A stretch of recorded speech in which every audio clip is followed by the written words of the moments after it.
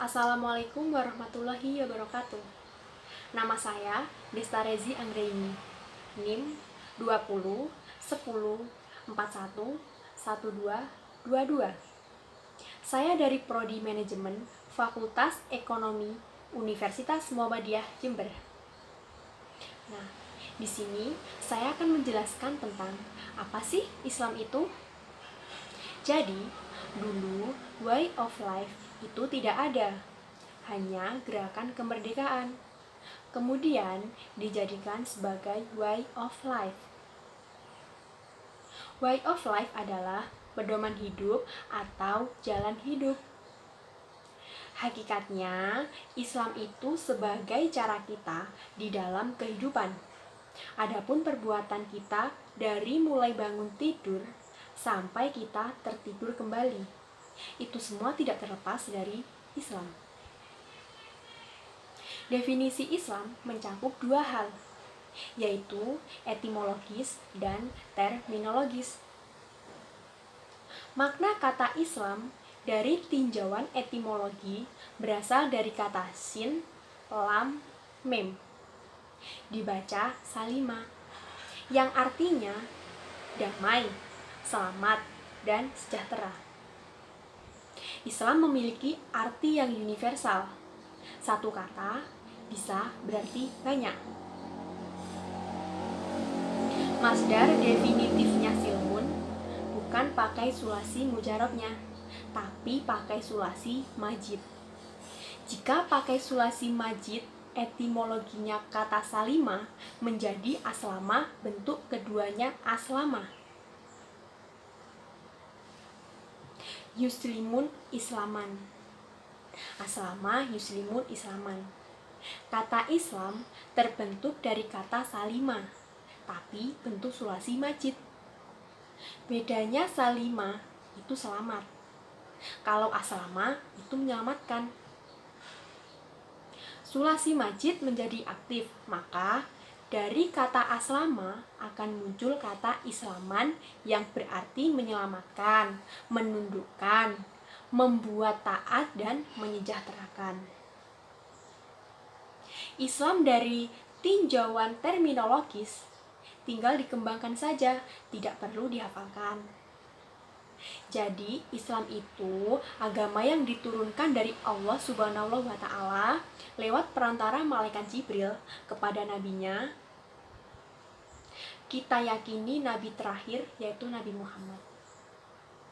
Agama itu seperangkat aturan yang berfungsi menyelamatkan selama manusia hidup. Nah, selanjutnya saya akan menjelaskan tentang tujuan Islam. Apa sih tujuan Islam?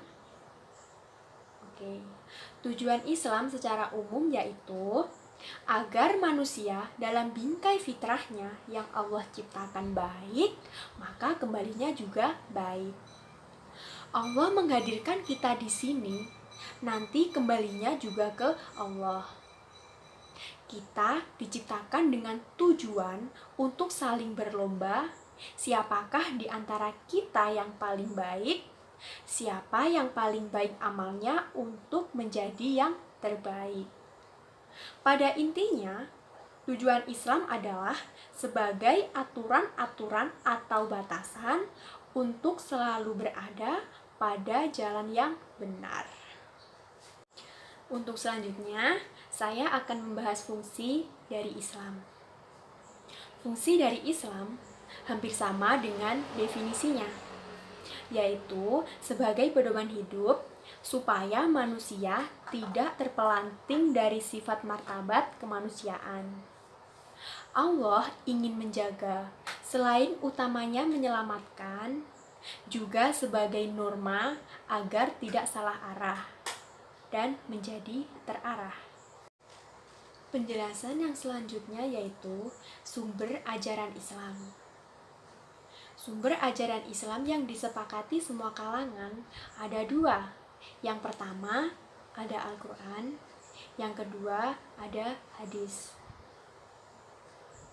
Al-Quran selain dibaca juga harus dipraktekkan di kehidupan sehari-hari. Nah, setelah sumber ajaran Islam, ada juga ruang lingkup ajaran Islam.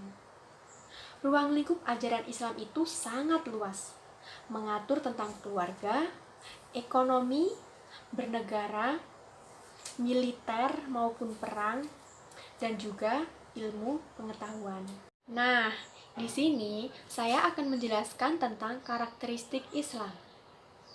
Apa saja sih karakteristik Islam itu? Nah, karakteristik Islam itu ada 3. Yang pertama lentur atau fleksibel. Islam tidak kaku. Contohnya saat sholat. Sholat itu wajib dan kewajiban. Sholat itu harus berdiri. Tapi, jika tidak kuat, maka boleh duduk. Contoh lain, puasa Ramadan. Puasa itu memang wajib. Tapi, jika orangnya sakit, maka diperbolehkan tidak puasa. Tetapi, harus mengganti di lain hari. Nomor 2, tidak memberatkan atau memudahkan. Yang terakhir yaitu merangkup dan tidak memukul. Nah, sekian yang dapat saya terangkan. Apabila ada kesalahan kata, saya mohon maaf. Wassalamualaikum warahmatullahi wabarakatuh.